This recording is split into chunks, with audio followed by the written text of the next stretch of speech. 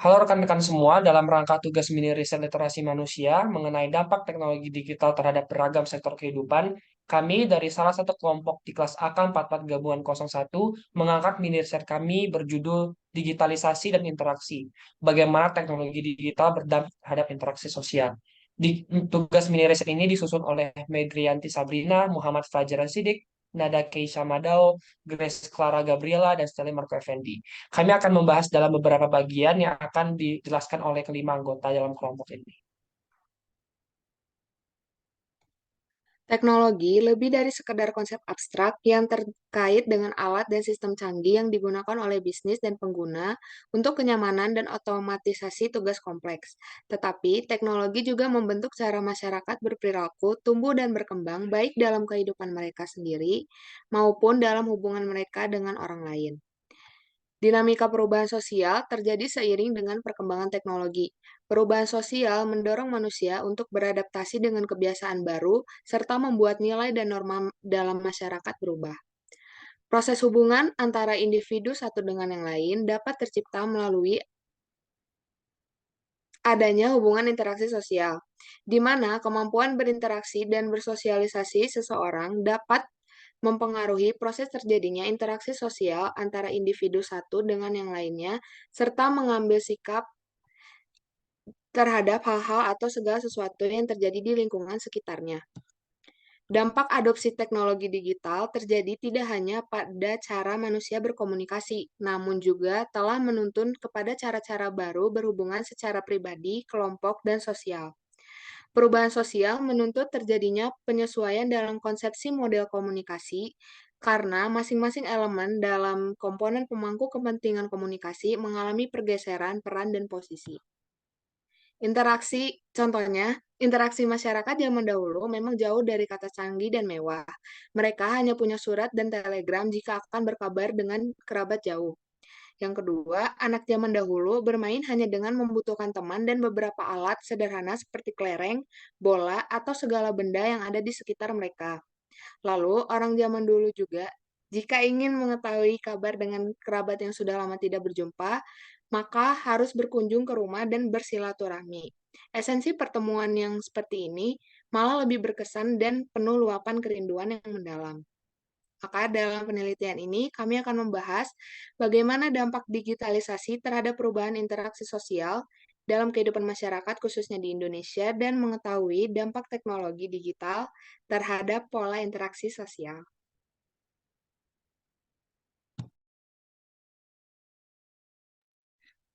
Nah, secara umum, teknologi yaitu sebagai ilmu pengetahuan yang mempelajari mengenai keterampilan dalam menciptakan alat hingga metode pengolahan guna membantu menyelesaikan berbagai pekerjaan manusia.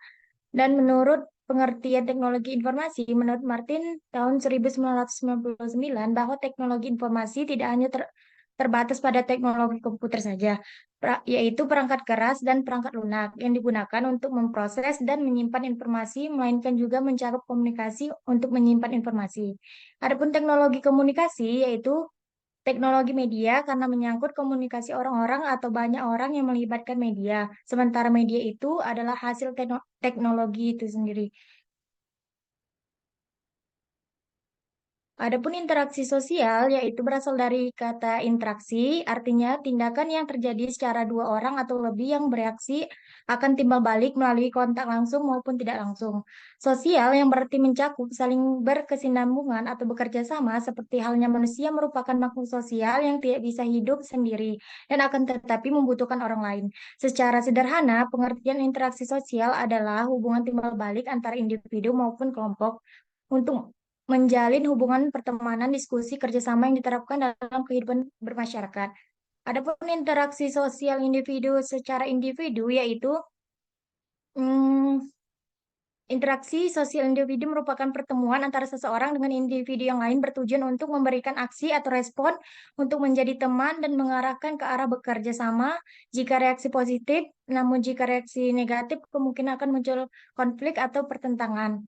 Adapun interaksi sosial individu dengan kelompok, yaitu interaksi sosial individu dengan kelompok pada saat satu bahkan kelompok yang lebih besar biasanya terjadi lebih dari tiga orang, yang dimana akan memberikan informasi, entah itu promosi, bahkan seminar, Selain itu, biasanya interaksi sosial ini disampaikan oleh beberapa orang saja. Kemudian informasi yang disampaikan akan didengarkan oleh banyak orang atau kelompok. Dan adapun interaksi kelompok dengan kelompok yaitu merupakan pertemuan antara dua kelompok atau lebih dengan kelompok yang berbeda untuk mengkomunikasikan hal yang berkaitan, namun sifatnya bukan hal pribadi, namun untuk kepentingan kelompok itu sendiri.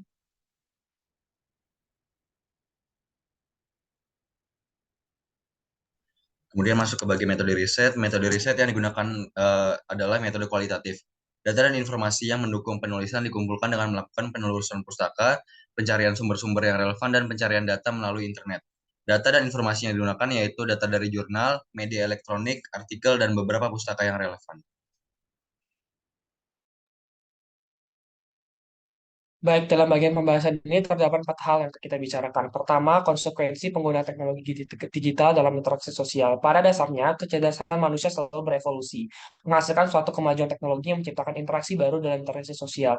Sekarang kita sebut interaksi ini dilakukan secara offline dan juga online. Beberapa konsekuensi tersebut seperti pertama, lebih sedikitnya isyarat nonverbal, seperti tidak bisanya saling mengetahui jika ada yang mengeluarkan respon tersenyum, menyentuh, dan lain-lain. Kedua, anonimitas. Identitas-identitas yang tidak diketahui informasinya menyebabkan kurangnya akuntabilitas dalam informasi. Ketiga, membentuk, memelihara, dan memperoleh ikatan secara online. Teknologi online memungkinkan jutaan orang di seluruh dunia untuk berkomunikasi dengan mudah, membuatnya lebih mudah untuk memperluas dan memelihara jaring sosial dalam hambatan yang ditimbulkan oleh jarak geografis. Ketiga yaitu terakhir yaitu penyebaran konten yang lebih luas. Ini maksudnya penyebaran informasi yang sangat luas. Bagian kedua itu dampak teknologi digital terhadap interaksi sosial dan individu dengan individu. Pada intinya, dampak utama dari teknologi digital ini adalah berkurangnya bentuk interaksi yang melibatkan fisik, seperti dapat mengurangi interaksi berjabat tangan, memeluk, dan lain-lain. Produk-produk dalam dampak digital ini seperti pertama adanya jaringan koneksi maya, produk seperti aplikasi Skype, Zoom, dan kedua adanya kencan daring, yaitu kencan daring ini juga menciptakan sebuah fenomena interaksi baru yang memungkinkan seseorang untuk menjalin sebuah hubungan dalam online, tidak hanya terbatas kepada offline saja. Ketiga, itu berkurangnya kontak manusia. Hal ini dikarenakan karena komunikasi ini selalu dijalankan dan online, sehingga komunikasi dan juga kontak fisik, yang artinya kita mendapatkan lebih sedikit kontak manusia daripada sebelumnya. Terakhir yaitu peningkatan dalam intimidasi, karena teknologi meningkatkan kerentanan yang terjadi seperti cyberbullying dan pelecehan online terhadap anak-anak. Sehingga teknologi ini juga bukan menjadi sumber interaksi sosial yang sangat menguntungkan, tetapi juga sangat merugikan. Kemudian masuk bagian 3 yaitu dampak teknologi digital terhadap interaksi sosial individu dan kelompok. Yang pertama yaitu ada peningkatan pendidikan dan proses pembelajaran, yang kedua ada lingkungan tempat kerja, yang ketiga ada interaksi bebas hambatan, dan yang keempat kesulitan melepaskan pekerjaan. Kemudian next yang terakhir ada bagian keempat yaitu dampak teknologi digital terhadap interaksi sosial kelompok dengan kelompok. Yang pertama, bekerja bersama menjadi lebih mudah. Perusahaan dapat menggunakan alat manajemen tempat kerja seperti Basecamp untuk melacak kemajuan tim mereka pada proyek tertentu, dan menggunakan alat hubungan pelanggan seperti Salesforce untuk melacak percakapan dengan prospek dan penjualan corong di satu tempat. Kemudian yang kedua, organisasi dan efisiensi. Teknologi memungkinkan perusahaan menjadi lebih terorganisir dari sebelumnya. Pengarsipan dokumen dapat dilakukan secara instan dan diambil dengan mudah.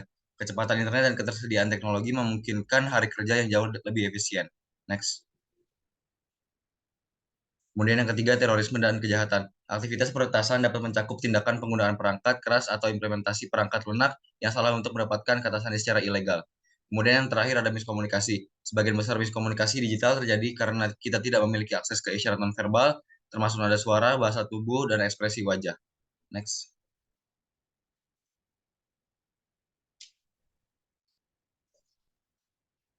Setiap interaksi yang dilakukan dengan menggunakan teknologi pasti memiliki kekurangan dan kelebihan dalam setiap kasusnya. Maka dari itu, kita sebagai makhluk sosial harus dapat menguasai diri dari teknologi dan jangan mau untuk dikendalikan dengan teknologi.